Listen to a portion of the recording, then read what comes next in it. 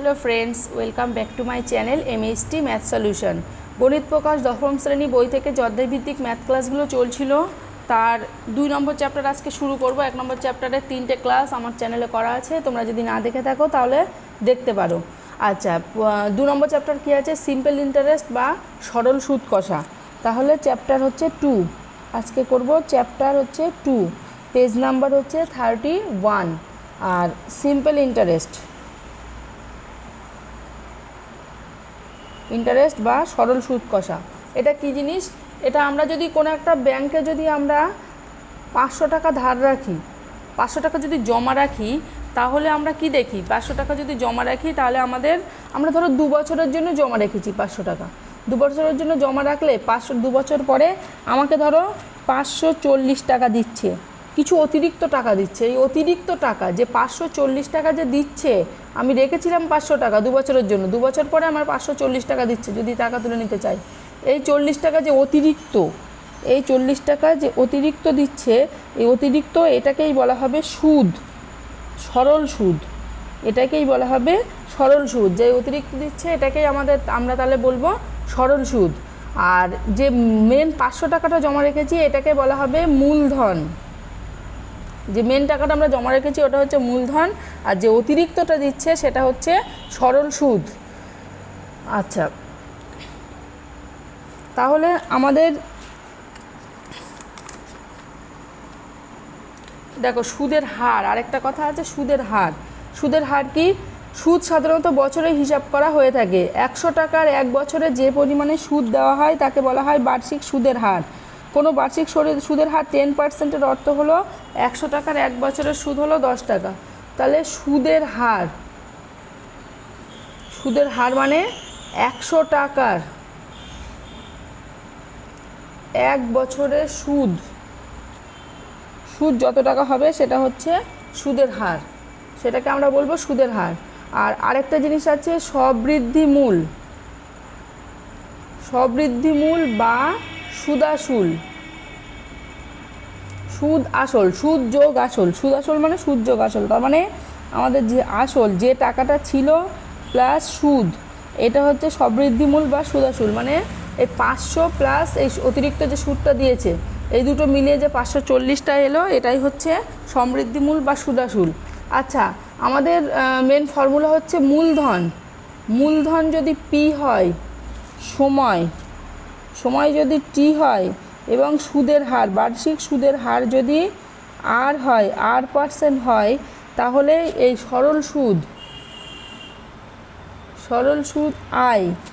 সুদকে আই দিয়ে আমরা ডিনোট করছি। সরল সুদ আই সমান PTR/100, P × T × R/100। এটা হচ্ছে সরল সুদের মান। এইভাবে বার করতে হয় এই ফর্মুলায় বসিয়ে। সরাসরি আমরা কষে দেখি। 2-এ চলে যাচ্ছি, পেজ নাম্বার হচ্ছে 46। 2 বন্ধু একসঙ্গে একটি ছোট ব্যবসা চালাবার জন্য বার্ষিক 12% সরল সুদ হারে একটি ব্যাংক থেকে 15,000 টাকা ধার নিলেন। 4 বছর পরে ওই টাকার জন্য তাদের কত সুদ দিতে হবে হিসাব করে দেখি। তাহলে এটা হচ্ছে কষে দেখি 2,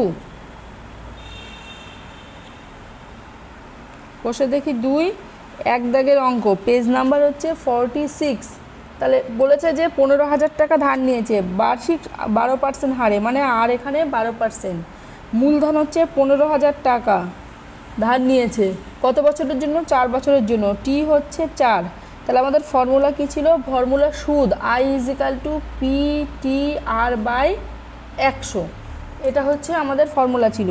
পির মানটা বসি, পির মান হচ্ছে 15,000, টি কত? টি হচ্ছে 4, আর হচ্ছে 12/100। তাহলে এখান থেকে 2 কেটে যাচ্ছে, 4 15 60 12, তাহলে 72, 7,200। তাহলে তাকে এই সুদটা দিতে হবে 7,200 টাকা ফর্মুলায় বসিয়ে দিয়ে। আচ্ছা, নেক্সট হচ্ছে 3 দাগের অঙ্কটা কী আছে? 3 দাগের অঙ্কটা আছে বার্ষিক 8.13% সরল সুদে 960 টাকার 1 বছর 3 মাসের সবৃদ্ধিমূল কত হবে? আচ্ছা, আমাদের সুদ সাধারণত বছরে হিসাব করতে হয়, 1 বছরে হিসাব করতে হয়। বলছে যে এখানে আর হচ্ছে 8.13%, মানে 25/3%, এটা হচ্ছে আর। আচ্ছা, মূলধন কত বলা আছে 960, এবং সময় হচ্ছে 1 বছর 3 মাস। এটাকে আমরা বছরে কনভার্ট করে নেব। 1 বছর মানে প্রথমে মাসে করি, 1 বছর মানে 12 মাস, 12 মাস প্লাস 3 মাস, এটা মানে হচ্ছে 15 মাস। 15 মাস মানে কত বছর? 12 দিয়ে ভাগ করলে সেটাই হচ্ছে 15/12 এত বছর। তাহলে টি সময় সমান 15/12 বছর। সব বছরে আমাদের করে নিতে হবে। আচ্ছা, তাহলে ফর্মুলায় বসিয়ে দিই। ফর্মুলা আমাদের কি ছিল? সুদের ফর্মুলা হচ্ছে PTR/100। পি এখানে কত? পি হচ্ছে 960, টাইম সময় হচ্ছে 15/12, আর কত? আর হচ্ছে 25-এর 3, 25-এর এখানে 3/100, সব নিচে নেমে গেল।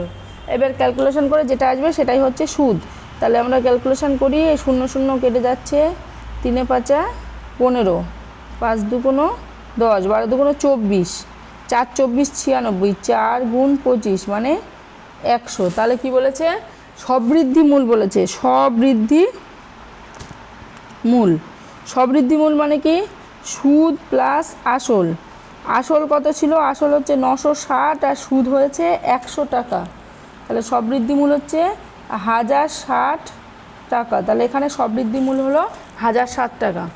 আচ্ছা, নেক্সট হচ্ছে 6 দাগের অঙ্ক। 6 দাগের অঙ্কটা কী আছে? গৌতম একটি মুরগির খামার খোলার জন্য একটি সমবায় ব্যাংক থেকে বার্ষিক 12% সরল সুদের হারে কিছু টাকা ধার নিলেন। প্রত্যেক মাসে তাকে 378 টাকা সুদ দিতে হবে। তিনি কত টাকা ধার নিয়েছিলেন? তাহলে এখানে পির মানটা বার করতে হবে। কি বলেছে? 6 দাগ বলেছে বার্ষিক সরল সুদ 12% হারে বলেছে, আর মাসে, তাহলে 1 মাসে দিতে হয়, 1 মাসে সুদ দিতে হয়। আমরা সবসময় বছরে হিসাব করে নেব।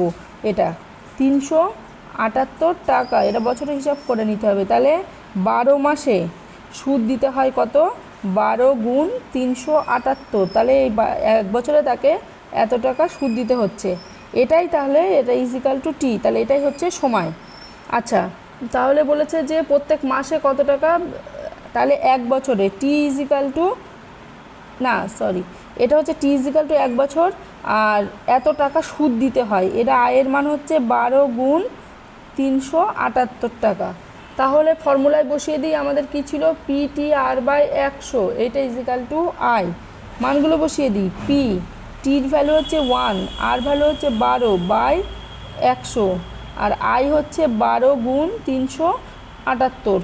দুই দিক থেকে 12 ক্যান্সেল হয়ে যাচ্ছে। তাহলে পি ইজিক্যাল টু আসছে 378 × 100, মানে 37800 টাকা। তাহলে তার আসল ছিল এত টাকা। আচ্ছা, নেক্সট হচ্ছে 11 দাগের অঙ্ক। বার্ষিক 8% হারে সরল সুদে 600 টাকার সুদ হচ্ছে 168 টাকা। কত বছরে? এটা সময় বার করতে বলেছে। আচ্ছা, 11 দাগের অঙ্কটাই সময় বার করতে বলেছে। কীভাবে বার করতে হবে? সব ওই একটাই ফর্মুলায় বসিয়ে দিতে হবে। আমাদের বলেছে আর এর ভ্যালু এখানে 8%। আচ্ছা, মূলধন হচ্ছে 600 টাকা, আর সুদ আই ইকাল টু 168। তাহলে আমাদের টি কত, সময় কত বার করতে হবে। তাহলে আমরা জানি PTR/100, এটা ইজিক্যাল টু আই। মানগুলো বসিয়ে দিই। পির মান হচ্ছে 600, টি হচ্ছে কত, টিটা বার করতে হবে, আর হচ্ছে 8/100, এটা ইজিক্যাল টু 168। তাহলে সময় সমান সমান এই 0 0 কেটে যাচ্ছে। তাহলে 168/6 × 8, তাহলে 7/2 মানে 3.5 বছর। তাহলে সময় হচ্ছে 3.5 বছর। এইভাবে বের করতে হবে। সময় 3.5 বছর। টি ইজিক্যাল টু এটা করেছি 7/2 মানে 3.5 বছর। নেক্সট 13 দাগটা করি। 13 দাগটা কী বলছে? কোনো মূলধন একই বার্ষিক শতকরা সরল সুদের হারে 7 বছরে সুদে আসলে 7100 এবং 4 বছরে সুদে আসলে 6200 টাকা হলে মূলধন ও বার্ষিক সুদের হার নির্ণয় করতে বলেছে। তাহলে এখানে একটু অন্যরকম হবে, অঙ্কটা একটু বড় হবে। 13 দাগের অঙ্ক কী বলেছে? 1 নম্বর বলছে 7 বছরে সুদে আসলে, তাহলে 7 বছর যখন T1 হচ্ছে 7, তখন সুদে আসল, সুদ প্লাস আসল, এটা হচ্ছে 7100। তাহলে এখান থেকে আমরা কি বার করতে পারি? এখানে আমরা বসিয়ে দিই, মূলধন ধরলাম পি, পি ইন্টু পি সময় হচ্ছে 7 বছর, আরটা হারই ধরে নিলাম বাই 100, এটা সমান সমান 7100। তাহলে পিটা আমরা কমন নিই, 1 প্লাস 7r বাই 100, এটা ইজিক্যাল টু 7100। এটা হচ্ছে 1 নম্বর ইকুয়েশান দিলাম। এইবারে পরে বলেছে যে তারপরে বলেছে 4 বছরে একই মূলধন একই সুদের হারে, 4 বছরে কত বলেছে 6200 টাকা, 4 বছরে 726200। আচ্ছা, এখান থেকেও পি কমন নিই, 1 প্লাস 4r বাই 100, এইটা ইজ ইকাল টু 6200। এটা 2 নম্বর ইকুয়েশান।